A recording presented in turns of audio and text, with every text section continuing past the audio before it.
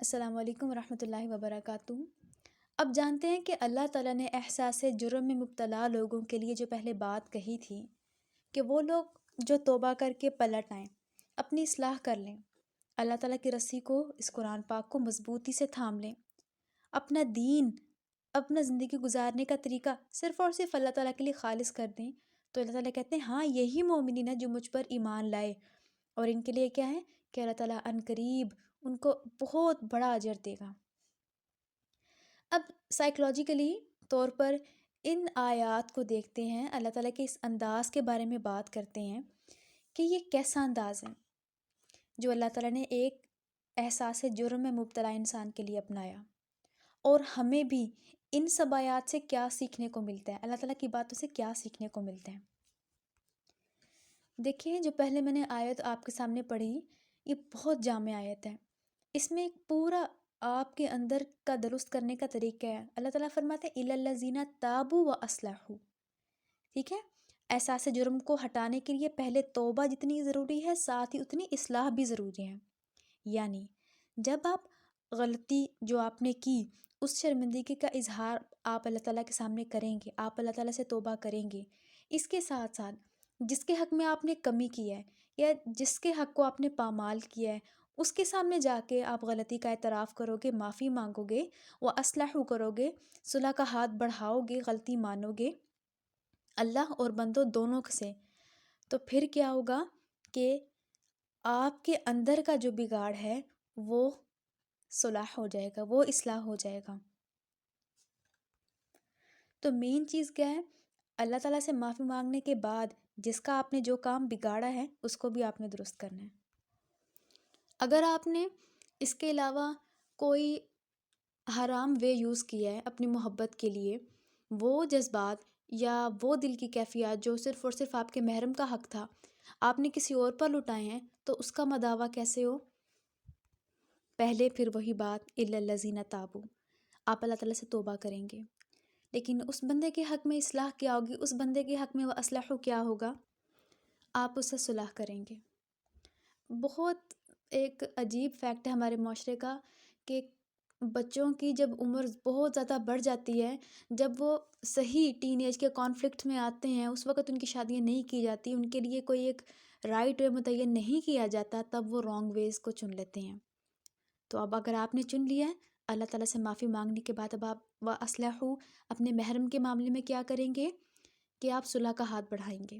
کیسے؟ آپ تو جانتے بھی نہیں ہیں کہ آپ کی شادی کس سے ہونی ہے، تو آپ اپنے دل میں، اپنے اس دل کے مقام میں آپ اس کو رکھیں گے، چاہے آپ اس کے بارے میں نہیں جانتے کہ وہ کون ہے، کب آئے گا، لیکن وہاں پر کیا کریں گی؟ اللہ تعالیٰ سے معافی مانگ کے دعا کریں گی کہ اللہ تعالیٰ اس دل پہ جو نامحرم کے نقش ہے اس کو مٹا دیں، اس پر اگر حق ہے تو صرف اور صرف میرے محرم کا۔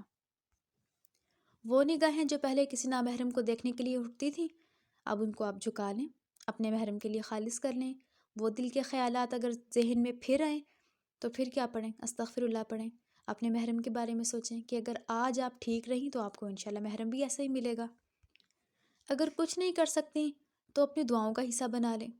اس سے کیا ہوگا؟ جب جب ایک غلط ناجائز اٹریکشن آپ کو اپنی طرف کھینچے، تب تب آپ اپنے محرم کے لیے دعا کریں۔ کیونکہ دیکھیں، ایک بات بالکل سیدھی ہے، یہ جو دل ہے اس کو آلٹرنیٹ چاہیے، اس کو متبادل چاہیے۔ نہ آپ بے حس بن کر زندگی گزار سکتے ہیں، اور وقت سے پہلے حرام کی طرف گئے تو وہ گناہ، تو ایسے میں کیا کیجئے؟ وَأَصْلَحُوا کریں، اپنے دل کی کیفیات کو اپنے محرم کے لیے سیو کر دیں۔ اس کا فائدہ کیا ہوگا؟ اس کا فائدہ یہ ہوگا کہ آپ کے اندر سے اس گلٹ کو اللہ تعالیٰ نکال دے گا۔ اب اس کی دلیل میں آپ کے سامنے واقعہ رکھتی ہوں، حضرت حمزہ کے قاتل جو تھے حبشی، انہوں نے آپ صلی اللہ علیہ وسلم کے چچا بہترین ساتھی حضرت حمزہ کو قتل کیا تھا، شہید کیا تھا۔ اب قبول اسلام کے بعد ان کو اسی چیز کا گلٹ بہت زیادہ تھا، بہت زیادہ غم تھا۔ انہوں نے اللہ تعالیٰ سے دعا کی کہ اللہ تعالیٰ جیسے ان کے ہاتھوں سے اسلام کا ایک بہادر نوجوان قتل ہوا، شہید ہوا، تو اس کے کفارے کے طور پر اسلام کے خلاف کسی فتنے کا خاتمہ کروا دیں، کیونکہ یہ گلٹ انہیں چین نہیں لینے دے رہا تھا۔ اب شاید آپ کو واصلحوا کا تھوڑا سا کانسیپٹ سمجھ میں آیا ہو کہ شرمندہ تو اللہ تعالیٰ کے سامنے ہو جاتی ہیں، لیکن اس ضمیر کو مطمئن کرنے کے لیے کچھ کرنا ضرور ہوتا ہے، غلط کو صحیح کرنا ہوتا ہے۔ تو اللہ تعالیٰ نے ان کی یہ دعا قبول فرمائی، اور ایک جھوٹے نبی ہونے کے دعوے دار مسلمہ بن کذاب کو اللہ تعالیٰ نے انہی کے ہاتھوں جہنم واصل کیا۔ اس کے بعد کی کیا اللہ تعالیٰ نے بات رکھی تھی ٹریٹمنٹ میں؟ وَاعْتَصِمُوا بِاللَّهِ، وَاعْتَصِمُوا بِاللَّهِ، اللہ کی رسی کو مضبوطی سے تھامنا ہے، ٹھیک؟ اور اس مضبوطی میں کیا ہے کہ جس چیز کا وعدہ یا دعویٰ آپ نے اب شروع کیا اس پر آپ نے استقامت اختیار کرنی ہے، اللہ تعالیٰ کے ساتھ ایک خاص تعلق قائم کر کے۔ اور اس کے بعد وَأَخْلَصُوا دِينَهُمْ لِلَّهِ، اب اچھے اجر کی امید صرف اور صرف اللہ تعالیٰ سے، کیونکہ جب زندگی میں بڑے بڑے فیصلے لے کر ایک بہت بڑی خواہش کو پیچھے کر کے آپ نے اپنی زندگی کے فیصلوں کا تعین کیا ہے، تو یہ بھی دیکھیں کس کے بھی ہاف پہ کر رہی ہیں، اللہ تعالیٰ کے اس پہ، تو ٹھیک ہے، اللہ تعالیٰ سے آپ کی ایک بیع ہوگی، ایک تجارت ہوگی، اللہ تعالیٰ اس کو انشاءاللہ قبول فرمائیں گے۔ اور اس کے بعد چوتھی چیز کیا؟ انعام کی خوشخبری، کہ اللہ تعالیٰ فرماتے ہیں فَأُولَٰئِکَ مَعَ الْمُؤْمِنِينَ وَسَوْفَ يُؤْتِ اللَّهُ الْمُؤْمِنِينَ أَجْرًا عَظِيمًا، کہ اللہ تعالیٰ یہ انعام آخرت نہیں بلکہ دنیا میں بھی دیتا ہے، اچھے عمل کے نتیجے میں اللہ تعالیٰ اچھا اجر دیتا ہے۔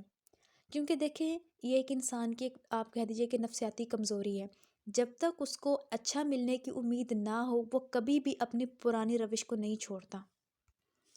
لہٰذا ٹریٹمنٹ میں 5ویں نمبر کا کام کیا کریں؟ خود کو معاف کریں، ٹھیک ہے؟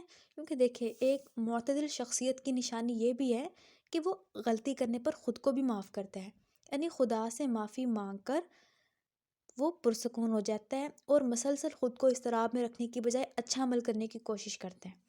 اور ایسی شخصیت کو قرآن پاک میں اللہ تعالیٰ نے اس طرح سے بیان فرمایا سورۃ النساء میں، اللہ تعالیٰ فرماتے ہیں انما التوبۃ علی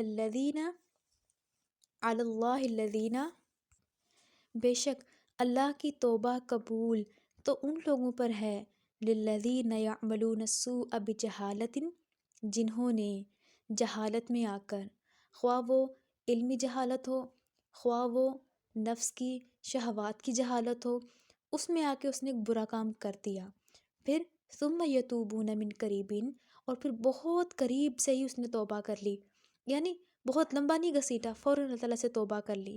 اللہ تعالیٰ فرماتے ہیں فَأُولَٰئِکَ يَتُوبُ اللَّهُ عَلَيْهِمْ، تو اللہ تعالیٰ ایسے ہی لوگوں پر مہربان ہوتا ہے، اللہ تعالیٰ ایسے ہی لوگوں کی توبہ قبول فرمانے والا ہے۔ تو یہ اللہ تعالیٰ نے خود گارنٹی دے دی کہ غلطی کرو فوراً توبہ کر لو، میں تمہاری توبہ سنتا ہوں۔ دیکھیں نا اللہ تعالیٰ کیسے انسان کو ڈیفینڈ کر رہے ہیں، اللہ تعالیٰ فرما رہے ہیں کہ ہاں کیونکہ انسان جہالت میں آ کر غلط کام کرتا ہے، خواہ آپ جتنے بھی پڑھے لکھے ہوں، اگر ایسی جہالت سرزد ہو گئی تو اللہ تعالیٰ سے کیا امید رکھیں؟ لا تقنطوا من رحمت اللہ، اللہ تعالیٰ خود فرماتے ہیں نا میری رحمت سے ہرگز نا امید نہ ہونا۔ تو اس سے کیا ہوگا کہ یہ جو سٹیپ میں نے آپ کو گنوائے، اگر آپ کی طلب سچی، آپ کی نیت خالص ہے، تو آپ کو بہت جلد اس گلٹ سے چھٹکارا مل جائے گا۔ السلام علیکم ورحمۃ اللہ وبرکاتہ۔